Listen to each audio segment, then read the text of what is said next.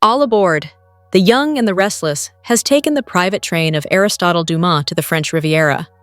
And while some hope to take off in business ventures with the billionaire, other relationships are derailed. It's going to be a hot summer, and things are starting to heat up this week on Y&R. On The Young and the Restless, the Aristotle Dumas estate has turned into a summer-long stay that none of the guests asked for, and most of them don't want. Phyllis seems like one of the few who are enjoying almost every moment so far, and sees it as an opportunity to spend time with Kane and, at the very least, get herself a job. As for Billy, he might be in the best position to get what he wants. We speculated last year that the one person Billy needed to return to Genoa City was Kane, and we stand behind it to this day. Billy needs someone with the motivation and the means to be a formidable opponent to Victor, and an ally to Billy. Billy and Kane could each be the foe he doesn't want, but together, they could be the winning team Victor never saw coming. The only problems with the scenario are Trust and Sally. She wants Billy to drop all the intrigue, go back to Genoa City, and launch the company she quit her career to be part of. Will Billy have to trade in Sally for a shot at getting back Chancellor? Kyle and Audra are dancing around a hot fire of temptation, and both of them think they have the upper hand, but all we see are two people who are dangerously close to slipping up and losing their relationships back home. Even with the watching eyes of Diane and Damien, Kyle and Audra spend a lot of time together in their bathing suits, and things are steaming up. Will they resist the temptation to hook up?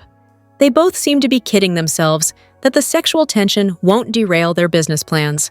Silver teased that there would be some drinking, and Audra would end up having a little more fun than she was supposed to have. As Michael Mealer said, "No cell service, spicy summer seduction. What happens in Nice stays in Nice." As for the Newmans, Victor can pretend that he knew Dumas was Kane all along, but if he did, he'd know what Kane wanted. It seems like all the Newmans can do at this point is settle in and watch, until Adam shows up with news about Dumas. Things are about to get heated in Nice, and more secrets will be revealed. Amanda isn't just an attorney. She knows Kane's secrets, and has her own. But while they're distracted in the French Riviera, little do they know that Kane is busy back in Genoa City. What his guests find out while he mysteriously disappears might change everything. Hello everyone, welcome back to my channel Pulse Canvas. It's me, Julie here. I hope everyone is having a wonderful day. Keep watching. So let's dive into today's video. Here are your The Young and the Restless spoilers for Monday, June 28th, when Diane warns Kyle about Audra, Chance confides in Abby, and Lily forces Amanda to come clean. On Monday's episode, watch for Diane to give her son, Kyle, a warning about Audra. Diane got to see Audra up close and in action during their time in Nice, France. She knows what Audra is capable of better than anyone, as Diane, by her admission, has done some things in life to get ahead. But will Kyle listen to his mom? Sometimes children need to do the exact opposite of what their parents say so that they can prove themselves. Kyle hasn't given in to Audra's teasing. He loves Clare. He might heed his mom's warning so that he can keep Audra at a distance.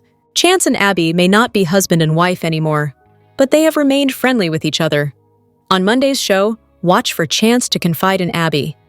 Victor's daughter is well connected both in the business world and has ties to all the main families in Genoa City, the Abbotts, the Newmans, and the Winters clans. However, if Chance is asking Abby to share secrets that her husband Devon would prefer her to keep secret, there could be conflict ahead. Chance is a good man, however. We can see him keeping Abby's confidence. Watch for Lily to force Amanda to come clean. She may not be too successful in doing so, however. Amanda works for Kane, and she was under strict orders to keep his identity hidden. Now that Kane's presence has been revealed, Amanda may be in a position to speak more freely about issues that are of concern to Lily. Kane went to a lot of time, money, and energy to lure all the Genoa City power players to his home in France. Now that he's done that, his true agenda can start to unfold. The Young and the Restless spoilers update for Monday, June 30th reveals that Audra Charles will catch up with Damien Kane and quiz him about the nature of his relationship with Lily Winters. Although Audra will feel like she's seen some fireworks, Damien will insist what he shares with Lily is friendship. Damien will be more curious about what's going on with Audra and Kyle Abbott since they've been looking cozy. Although Audra will allude to a Kyle fling in the past, she'll insist that's behind them and that they've just been working on a social media stunt. Damien will wonder if maybe that's a cover for something else, but Audra will argue that she wouldn't risk her happy relationship with Nate Hastings. Nevertheless, Damien will fear that what happens in Nice stays in Nice. Since Damien will want to protect his half-brother, he'll make it clear that he'll be watching Audra. As they dine together, Diane Jenkins Abbott will give Kyle updates on Jack Abbott, leaving her a note this morning and telling her not to worry, which will only make her worry more. Although Jack will act like he's checking out the grounds, Diane will have a hunch he's doing something she wouldn't approve of. Talk will eventually turn to Audra since Diane will think Kyle needs to stay away from her. Diane will push Kyle to open his eyes to Audra and Victor's obvious takedown plan, but he'll insist he's aware and staying on guard. Next on Monday's Y&R episode, Lily will slam Amanda Sinclair for going along with Kane Ashby's Aristotle Dumas deception. Amanda let Kane swoop back into Lily's life, so she won't be happy about getting blindsided. Amanda will acknowledge that Kane wants Lily back, but Lily won't care that his bank account is bigger and will assume he got his money in shady ways like Colin Atkinson. Although Amanda will attempt to defend Kane's decency, Lily won't want to hear it. As they chill out by the pool, Devin Winters and Abby Winters will greet Chance Chancellor. That'll lead to Chance's admission about why Kane asked him to this party, so he'll spill about Kane's belief that someone plans to kill him before this vacation ends. Lily will be taken aback when she walks over and hears something about a killer. Chance will explain what Kane told him, so he'll debate with Lily, Devin, and Abby about whether this is real or another one of Kane's stunts. Back with Amanda, she'll watch Kane's guests on the video monitor in his office and receive a text from Dumas soon after. It'll say that Kane's headed to Genoa City and that he wants Amanda to keep their guests distracted until he gets back in 2 days. In their train car, Sally Spectra will hope to protect her role at Abbott Communications. Since Billy Abbott will obsess over Chancellor and working a Kane angle, Sally will demand a deal. If Billy moves ahead with this Chancellor pursuit and ends up running it again, Sally will want control of Abbott Communications. Billy will seem hesitant, but Sally will stand her ground on demanding a written agreement. The Young and the Restless spoilers reveal that by the time Claire Newman and Victoria Newman make it back to Cole Howard's hospital room in Chicago, he'll be in even worse shape. Cole's doctors have been doing everything they can to save him, but his Legionnaire's disease just isn't responding to treatment well enough for him to improve much. Since Cole ignored his symptoms for so long, that's put him at a serious disadvantage when it comes to his recovery. In fact, Cole may not be able to recover at all from the sound of things in the show's preview video for the week of June 30th, July 4th. The Young and the Restless spoilers say Cole will insist on saying his goodbyes to Claire and Victoria when they show back up at his bedside. Victoria and Claire may urge Cole to stay optimistic, but he'll think it's time to make peace with his imminent passing. If Cole is truly going to face a grim fate, then Claire's world will be turned upside down. Claire hasn't had very long to bond with her father, so that could make losing Claire even tougher. With all this in mind, we should consider where Y&R might take Claire's character in the aftermath of Cole's demise. Cole's fatal send-off could change everything, so here are 3 ways Claire might spin out. For starters, Claire's panic attacks could get far worse after the loss of Cole. Y&R fans know Claire had her first one ever recently, which gave Holden Novak a chance to come to her rescue. Holden may have more opportunities to step up and support Claire through the difficult chapter to come. As Claire's panic attacks worse, Holden may become Claire's knight in shining armor, especially if her romance with Kyle Abbott crumbles over this whole situation with Audra Charles. Of course, losing Cole could also get Claire thinking about all the years she missed with her dad thanks to Jordan. Jordan kidnapped Claire as a baby and made her parents think she was gone forever, so Claire was robbed of so many happy father-daughter memories. As Claire struggles to move on from the past, the show might even bring Jordan back in dreams or visions to haunt her. It'd be a great writing strategy to help drive Claire off the rails. Between Claire's potential breakup with Kyle and the Cole devastation she may be facing, Everything's going to take a toll. If the show really does take the Jordan haunting route, that could add to Claire's mental distress. Could all this be building to a storyline where Claire reverts to her sinister wild side? Claire could go back to her dangerous roots and get an entertaining new arc that lets Haley Aaron show off her talent. For years, Tracy Abbott was the quiet strength of the Abbott family, the calm in the storm, the writer who documented chaos instead of creating it.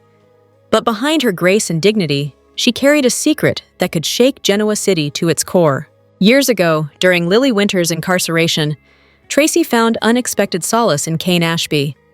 They were both vulnerable, both grieving. What began as quiet companionship bloomed into something more, a fleeting, passionate connection born from shared loneliness. But when Lily returned, Tracy and Kane parted without drama, both understanding that their time together had no future. Unbeknownst to Kane, that brief affair resulted in a child. Tracy, ever private and protective, chose to keep the pregnancy to herself. She left Genoa City on a sabbatical that became permanent, raising her son, Daniel, in Paris. She never told Jack. She never told Ashley. She never told Kane. When Tracy heard rumors Kane might be returning to Europe for business, something shifted in her. Maybe it was guilt. Maybe it was Daniel, now a boy with his father's solemn eyes, asking why his dad was missing from his school photos. Whatever the reason, Tracy reached out. Kane agreed to meet her in a quiet Parisian park, unaware of the life-changing truth about to be unveiled. When he arrived, he saw her seated on a bench beside a boy with black hair and a familiar intensity. Tracy didn't delay. "His name is Daniel," she told him. "He's your son." Kane was stunned, but not doubtful. One look was all it took. The resemblance, the mannerisms, the truth. It all hit him like a tidal wave. "Why didn't you tell me?" he whispered. "I was afraid," Tracy said simply. Afraid of ruining his life, afraid of being asked to terminate the pregnancy, afraid of being the reason he didn't return to Lily. Kane, devastated by the years lost, vowed to be present. Not as a visitor, not as a stranger, but as a father. He began bonding with Daniel slowly. Museum visits, awkward lunches, and quiet efforts to build trust. Tracy watched from afar, knowing this was all she had ever hoped for. But the fallout wasn't far behind. Back in Genoa City, reactions were explosive. Jack was shocked. Ashley felt betrayed. Lily was livid, accusing Tracy of exploiting her absence. Tracy, dignified as ever, didn't defend herself. She understood that pain fuels anger. Kane embraced fatherhood with surprising depth, but when Tracy admitted she still cared for him, he gently told her the truth. While he'd honor her forever as the mother of his child, his heart still belonged to Lily. Tracy, already expecting that answer, nodded. She hadn't come to rekindle love, only to set a truth free. And as she stood beneath the gray Parisian sky, watching Kane take Daniel's hand, Tracy felt peace. She had loved, she had lost, and she had endured. But most of all, she had given the world her greatest story, her son. Genoa City is on the brink of another dramatic shakeup, as secrets caught on camera threaten to upend lives, love, and loyalty. Sally Spectra finds herself holding undeniable proof of a secret rendezvous that could shatter multiple relationships and business alliances. In a surprising turn of events on The Young and the Restless, Sally Spectra has uncovered a scandal that could send shockwaves through Genoa City. When Sally followed her instincts and sensed something off between Kyle Abbott and Audra Charles, she acted quickly and discreetly. Armed with nothing but her phone and suspicion, she captured a moment that may change everything. Sally's recording revealed Kyle and Audra locked in a passionate encounter inside a private train car. Far from being innocent, the footage shows the pair in an intimate embrace, clearly crossing the line into betrayal. This isn't a case of misunderstood intentions. It's crystal clear. Kyle cheated on Clare Newman, and Audra has put her relationship with Nate Hastings at serious risk. The video isn't just personal, it's explosive. It places 4 romantic relationships and at least 2 professional reputations in immediate jeopardy. Sally didn't go looking for this kind of evidence, but now she has it, and her next move could determine the course of many lives. While her intentions weren't malicious, the impact of her decision will be significant. Audra once claimed she'd faked cheating to sabotage Kyle's bond with Clare, but what Sally caught wasn't an act. It was real. Kyle gave in to temptation, and Audra followed suit. Now, Sally must decide how to handle the evidence. Will she protect those who deserve the truth, or will the pressure force her into silence? As Claire Newman and Nate remain blissfully unaware, Sally holds a secret that could destroy their trust. And with Claire already facing the possibility of losing Cole Howard, another heartbreak could be devastating. Behind the scenes, Victor Newman looms large. The patriarch orchestrated this risky play to stir up competition, positioning Kyle and Audra as pawns in his larger scheme. But instead of gaining control, Victor may now face a full-blown scandal. If Sally's footage lands in the wrong hands, or the right ones, it could unravel everything he worked for. Kyle's reckless behavior and Audra's manipulative streak now paint them as liabilities. It's clear they can no longer be trusted with high-stakes missions. And Victor, known for his tight grip on power, is unlikely to tolerate such public missteps. For Sally, this accidental exposé may be the most influential move of her career. Whether she chooses to release the video, negotiate with those involved, or simply confront the cheaters, one fact remains: Genoa City is on the edge of major upheaval. This unfolding drama isn't just about cheating. It's a story about trust, deception, and consequences.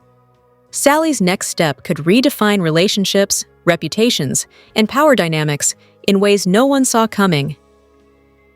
In the sun-kissed streets of Nice, France, where the Mediterranean breeze carries the scent of jasmine and sea salt, an air of intrigue has settled over the French Riviera.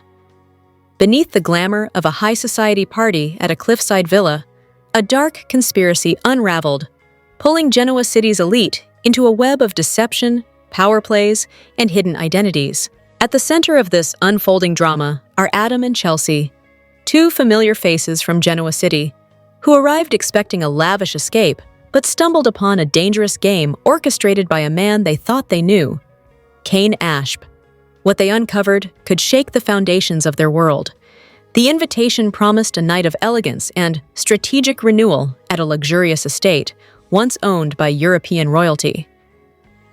The guest list was a curious mix: business rivals, ex-lovers, legal adversaries, and power players from Genoa City, all mingling under the same glittering chandelier.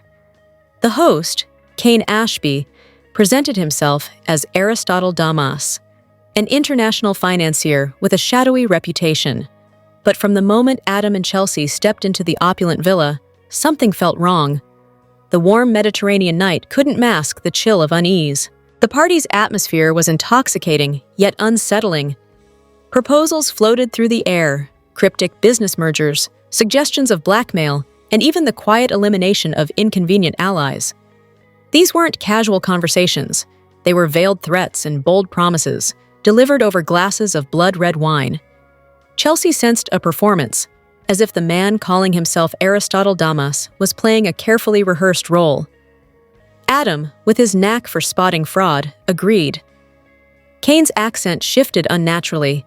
His mannerisms seemed practiced, and his references to the Damas legacy felt hollow, like lines from a press release.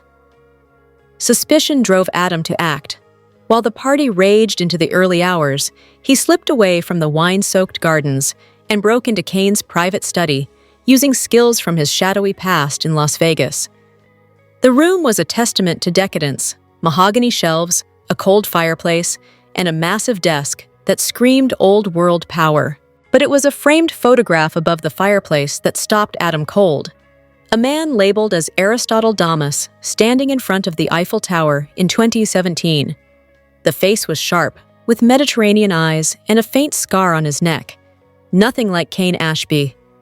Nearby, a glass panel displayed a chilling collection: passports, driver's licenses, and identification cards, all bearing different names, but the same face from the photograph. A half-burned invitation in the fireplace bore the name C. Ashby, next to the initials AD. Adam's hands trembled as he photographed the evidence. Cain wasn't Aristotle Damas. He had stolen the identity. The real Damas was either dead, missing, or complicit in this elaborate ruse. Whoever Cain was, he had resources and connections no ordinary con man could muster. Chelsea, pale and urgent, intercepted Adam as he left the study. She had overheard Cain on the phone, ordering someone to check the room. He suspected someone was onto him. The pair fled through a side passage into the vineyards, escaping in a private car as dawn painted the Provençal hills gold. But the danger was far from over. Back at the estate, Cain's private surveillance system had caught Adam's break-in. Furious and rattled, Cain stormed to the study, his Glock hidden inside his jacket. He caught Adam just as he tried to slip out, locking the door with a menacing click. "You broke into my sanctuary," Cain said, his voice icy as he leveled the gun at Adam's head. "That was a mistake." Adam, heart pounding, stood his ground. "I know what you really are," he shot back, revealing he had photographed the evidence and backed it up. Cain's facade cracked, but he didn't flinch. Instead, he revealed a staggering truth. Aristotle Damas wasn't a man, but a title.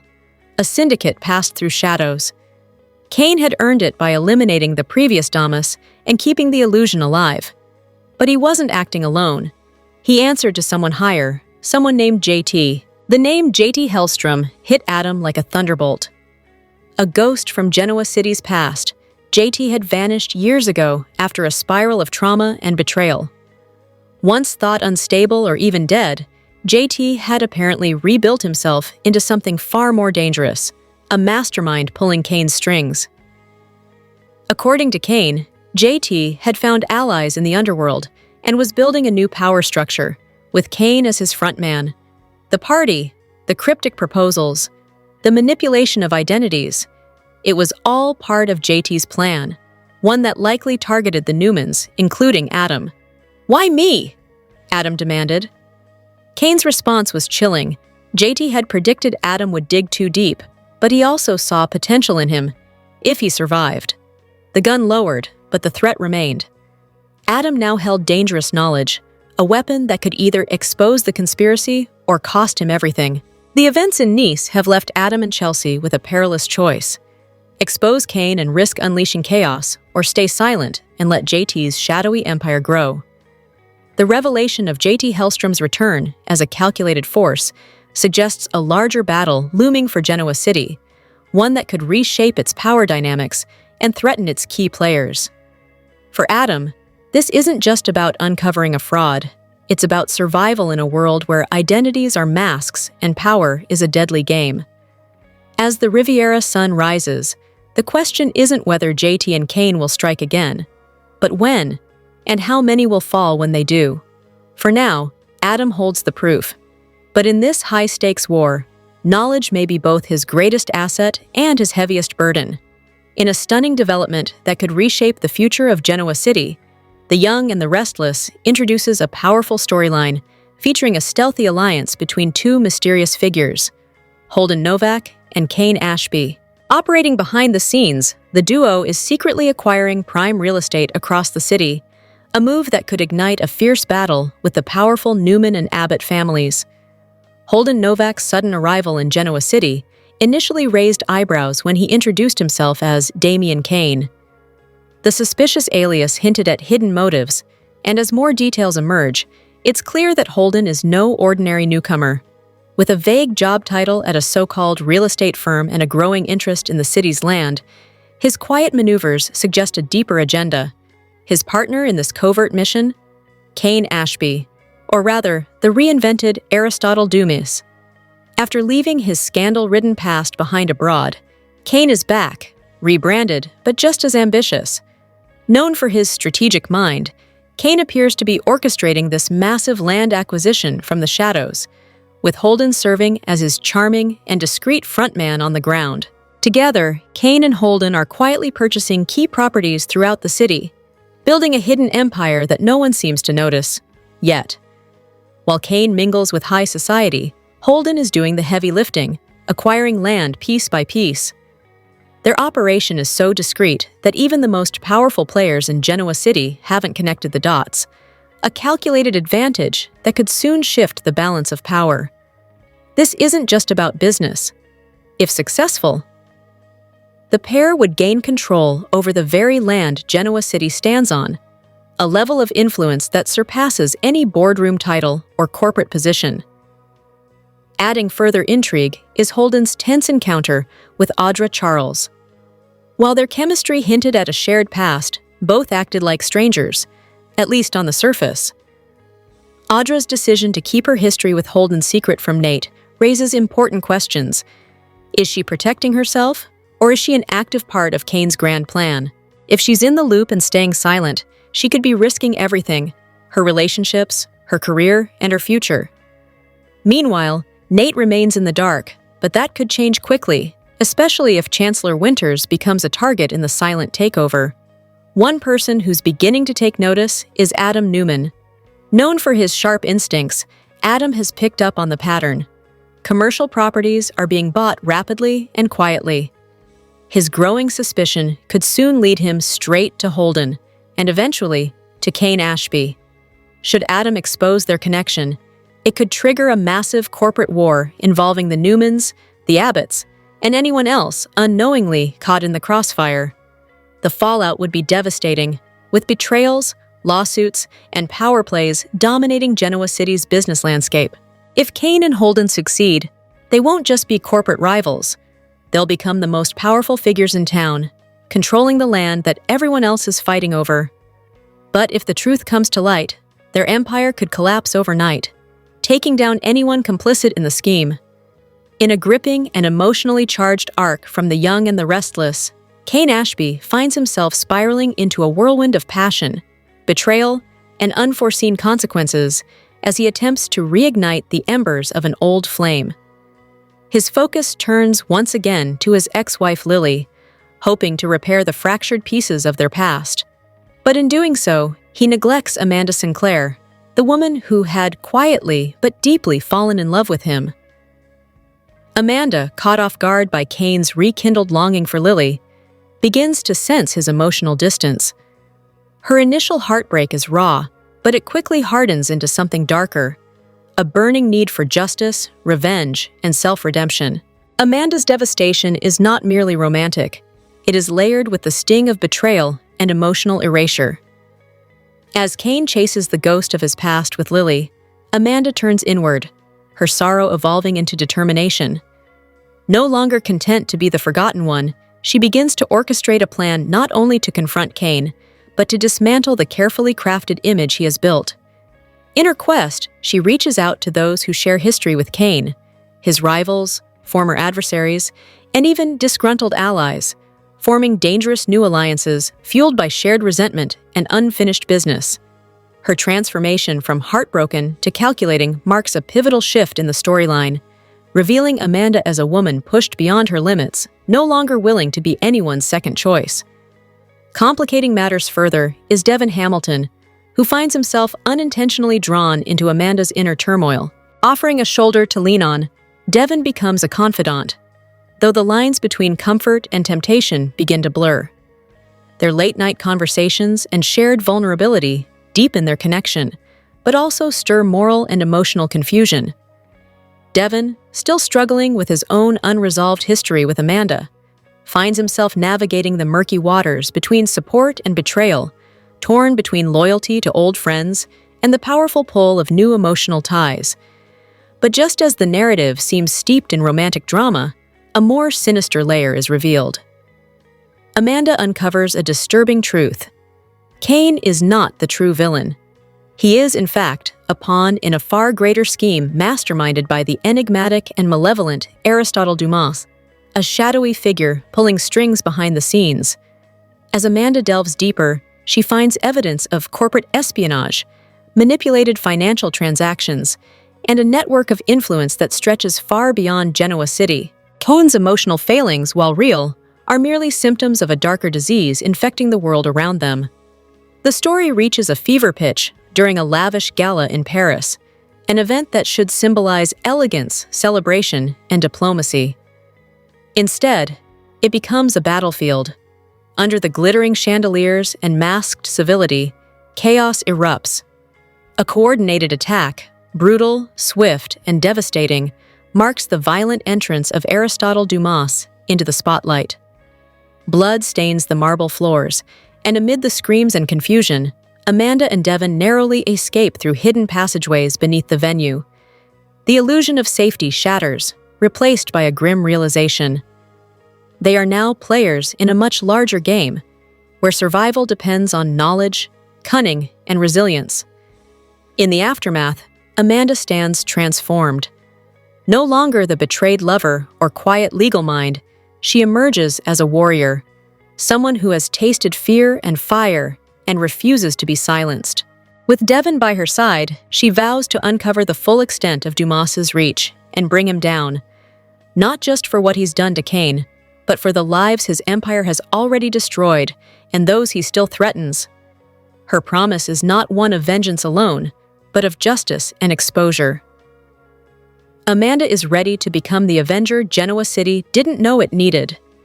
This storyline deftly balances personal heartbreak with the stakes of a global conspiracy, weaving romance, betrayal, and power into an intricate tapestry of emotion and suspense. Kane's emotional blind spots ignite a chain reaction that leads Amanda into a far more dangerous world, one that threatens not just hearts but lives. As the characters emerge from the shadows of deception and grief, the stage is set for a dramatic, high-stakes war where trust is rare, enemies wear many faces, and only the truth can save what's left. The Young and the Restless spoilers reveal that Kane Ashby may resort to drastic measures as he works to get Damian Kane out of the picture.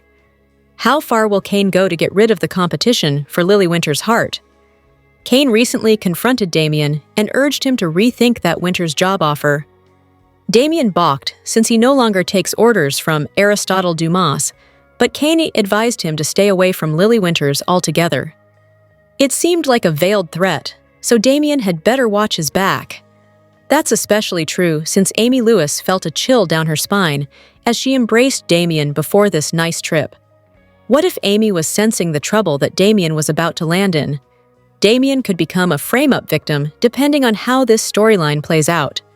Since Damian found Kane's knife collection on the train, he picked up one of the weapons. That felt like a way for the show to get Damian's fingerprints on the knife that'll be used soon enough. Joshua Morrow hinted in a cameo video about a murder mystery extravaganza that's coming up on ONYNR. However, it's possible Morrow really meant attempted murder mystery if the targeted character survives. Kane told Chance Chancellor that he feared someone would try to kill him, so maybe someone indeed will. What if Kane gets stabbed and points the finger at someone in the aftermath? Kane might end up seriously wounded, but a billionaire like him surely has a medical staff on standby, especially if he's expecting someone to go after him. There could be some scary moments for Kane, but he could pull through and ultimately accuse one partygoer of trying to wipe him off the map. Could there be a situation where Kane doesn't know for sure who did it and accuses Damian anyway? That's one option to consider, but Kane could also know who's to blame and cover for that person if it's complicated. Kane might decide he'd rather use this chance to take Damian down with some false accusations. Between Damian's prints on the murder weapon and Kane's potentially bogus story, Damian could end up arrested sooner or later, the young and the restless. Spoilers: The Illusion of a Daughter.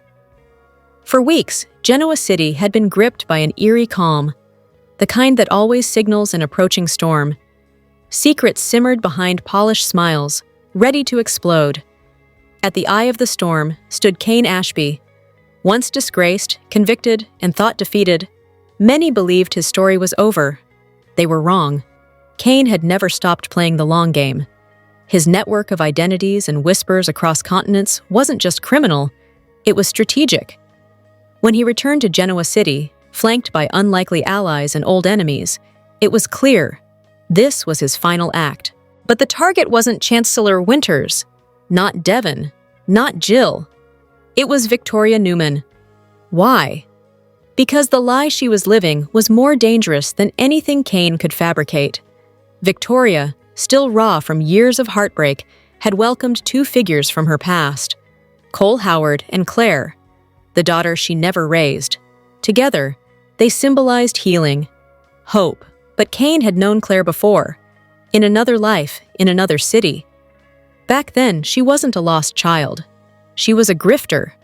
Her real name? Possibly Clare Grace. She had once worked scams with Jordan, a legendary con artist. Jordan didn't steal money. She stole trust. Legacy. Clare had been her protege, and now she had infiltrated the Newmans. Cole, too, wasn't innocent. Whether out of guilt or manipulation, he'd aided Jordan's schemes. The two had entered Victoria's life like saints, and were embraced as family. Kane couldn't let that happen. At a high-profile Newman charity gala themed around legacy and family, Kane arrived uninvited. In his hands, a manila envelope thick with truth. He didn't make a scene. He handed it to Nick and said quietly, "You should see this before you toast the future." Inside were photos, arrest records, affidavits, proof of Clare's con history, a letter from an old accomplice, and finally, Kane's own handwritten confession. The fallout was immediate. Victoria turned to Clare, her voice barely above a whisper. "Are you my daughter?" Clare sobbed. "I wanted to be." The next morning, DNA results confirmed what Kane had revealed. Clare was not Victoria's daughter, but for Victoria, the heartbreak was as real as if she had lost her for a second time.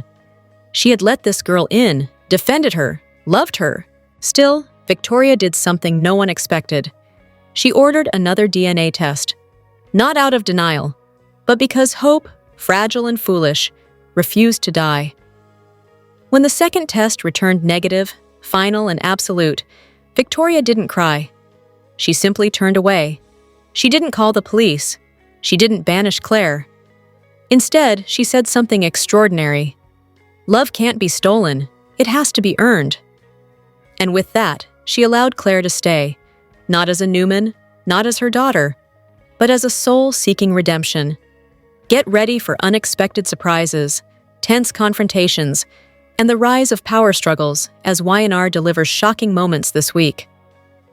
The week of June 30th, July 4 on The Young and the Restless promises explosive moments, with the battle for power, unexpected twists, and rising tension taking center stage. Here's a peek at the biggest spoiler moments of the week we at Soap Hub cannot wait to watch. Adam makes a surprise appearance at a high-profile party, catching Kane off guard. As Kane tries to secure his position in the business world, Adam's unexpected presence sends a message that Victor is still one step ahead of him. The tension escalates as Adam's move throws a wrench into Kane's plans. With Victor's influence looming, will Kane be able to maneuver his way to the top, or will Adam's presence complicate his ambitions? Victoria is in for a jolt this week as she receives unexpected news that could shift the direction of her personal and professional life. This revelation threatens to throw her off course just as she's trying to stabilize her world. Is it about Cole? How will she react to the shock? And what does this new information mean for her future? Stay tuned to see how this news will impact her relationships and her standing in the company. Mariah is facing a serious crossroads as the walls close in on her. The pressure is mounting, and it's clear that things are not going to get easier for her. She and Tessa broke up over it. What secret is Mariah hiding about her drinking and whatever she did while she was away? As Mariah struggles to keep it together, viewers can expect a series of tense confrontations that threaten to expose more than she's willing to reveal. On The Young and the Restless, Billy Flynn stepped into some big shoes when he took on the role of Kane Ashby, and immediately tripped. When Billy Flynn joined the cast of The Young and the Restless, he knew something the rest of the cast and the audience didn't know. He was the new Kane Ashby. Filling the role previously played by Daniel Goddard also meant that Flynn was the mysterious fake name-using billionaire, Aristotle Dumas. Dumas invited Genoa City's elite to his private estate from Nice, France, to his mansion on the French Riviera. There, his guests assembled and waited impatiently for his arrival. And when Dumas made his entrance, jaws dropped. But the cast playing the scenes soon had their gasps turned to laughter when Flynn started to act out his lines. It turned out that Flynn had a real problem saying Genoa City. In a Y&R Insider video interview, Flynn admitted he didn't know how to say it correctly. In some outtakes, and some jokes and teasing, he finally got it right with some help from Joshua Morrow. But first, he repeatedly said the city's name wrong. After some coaching, he came close, but to no avail. The cast took it in stride, as they love to have fun together, proving that Eric Braeden broke character while filming and told Flynn to say Genoa City 3 times quickly, which he did, while the cast and crew burst out laughing. Of course, it didn't help that Braeden was talking over him, pronouncing Genoa wrong intentionally. Morrow finally called out across the set, asking Flynn how he would say Iowa. Thank God for Josh Morrow. I mean, he taught me the trick. Iowa, Genoa, Flynn laughed, adding, but he waited until I embarrassed myself in front of everybody there to give me that tip too, so it's starting to feel like home. In another behind-the-scenes video, the cast was cracking up in between takes. After the first guests arrived, Aristotle Dumas made his reveal to the group. But later, while everyone was still in shock, Abby, Chance, Maya Michael, and Lauren walked in. Abby was wearing a royal blue dress with draping sleeves. In an outtake, Joshua Morrow had everyone on set laughing when he jokingly said he was going to leave but said, "I'll just say goodbye to Abby first," as he walked to a cocktail table that had a long, silky tablecloth in a similar shade as Ordway's dress.